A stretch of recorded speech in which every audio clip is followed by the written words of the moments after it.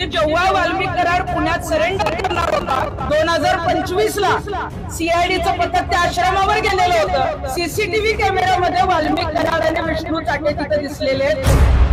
गृहमंत्री देवेंद्रजी फडणवीस यांचे सुद्धा तिथे जे कोणी प्रमुख आहेत त्या आश्रमाचे मोरे त्यांचे चांगले संबंध असल्यामुळे हे प्रकरण उघडकीस येणार नाही।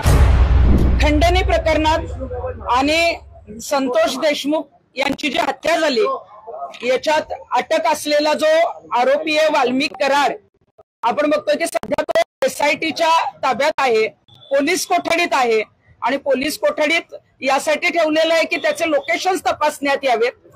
खरं तर जेव्हा ही हत्या झाली तेव्हा महाराष्ट्रभर लोक रस्त्यावर उतरले होते, आक्रोश होता, पोलीस त्याला शोधत होते आणि आम्हाला खात्रीला एक माहिती अशी कळालेली आहे की नाशिक जिल्ह्यातील दिंडोरी येथे जो आश्रम आहे तिथे 15 डिसेंबर आणि 16 डिसेंबरला वाल्मिक कराड आणि विष्णू चाटे हे मुक्कामाला होते आणि 17 तारखेला ते जे आहेत ते त्या आश्रमातून निघालेले आहेत। खरं तर नाशिक जिल्हा हा बीड नगर याच्या जवळ आहे, महाराष्ट्रात आहे। एवढा गोंधळ सुरू होता तरी सुद्धा पोलिसांना हे आरोपी कसे सापडले नाहीत आणि आपण बघतोय की तिथं आध्यात्मिक स्थान आहे, दिंडोरीला जो आहे तो आश्रम आहे, आश्रमाचा जो परिसर आहे त्याच्यामध्ये त्यांना का ठेवलं गेलं?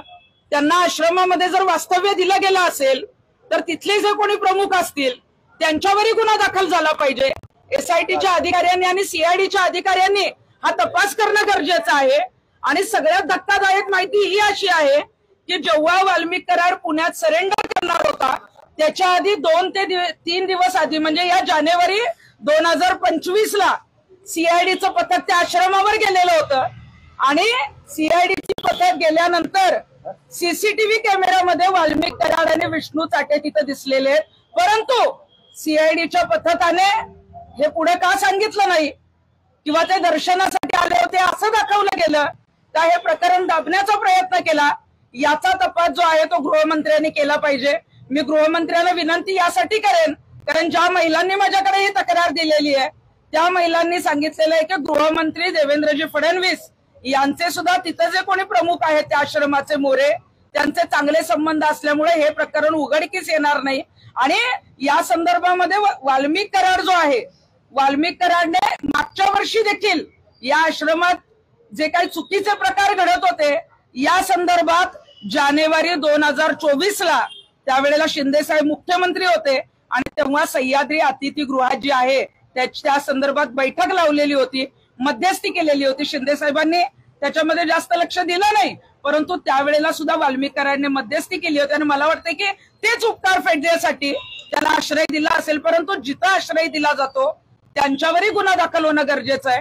परंतु आमच्याकडे माहिती येऊपर्यंत पोलिसांना हे का कळलं नाही? सीआयडीचं पथक गेल्यानंतर जर त्यांना कॅमेरे दिसलेले आहेत, सीसीटीव्ही कॅमेरेमध्ये फुटेज दिसतं तर बाहेर का सांगितलं जात नाही? ते तपासात का घेतलं जात नाही?